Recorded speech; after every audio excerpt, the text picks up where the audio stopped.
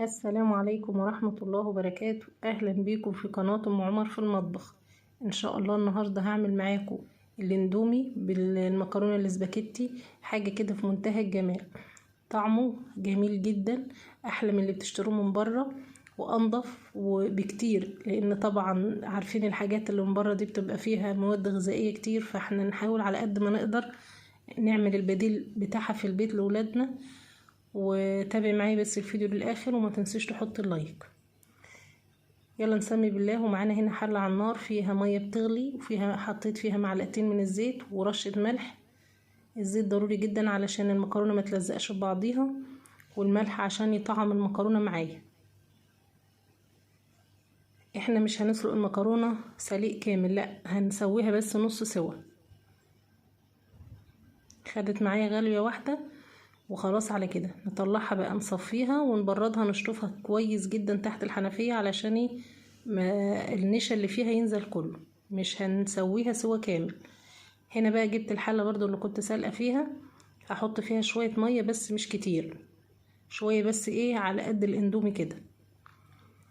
نرجع بقى المكرونة تاني تكمل السوا بتاعها على نار هادية خالص. اول ما تحس انها هتغلي معاكي اطفي عليها، وهي السخونة بتاع المية هتكمل سوا المكرونة.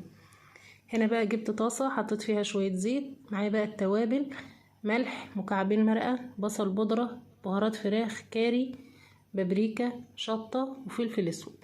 نص معلقة من كل حاجة، بس ما تكتريش ملح لان احنا حاطين مكعبين مرقة. يا دوبك بس هشوح التوابل كده تشويحة بسيطة، ما تسيبهاش كتير على النار عشان ما تمررش منك.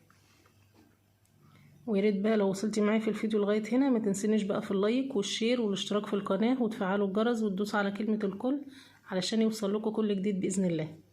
بصراحة طعمها والله كان في منتهى الجمال. هتجيبي نص كيلو مكرونة ما شاء الله هيعمل معاكي كمية حلوة البيت كله هياكل. هنا بقى نطشها، يا سلام على الريحة اللي كانت طالعة جميلة جدا.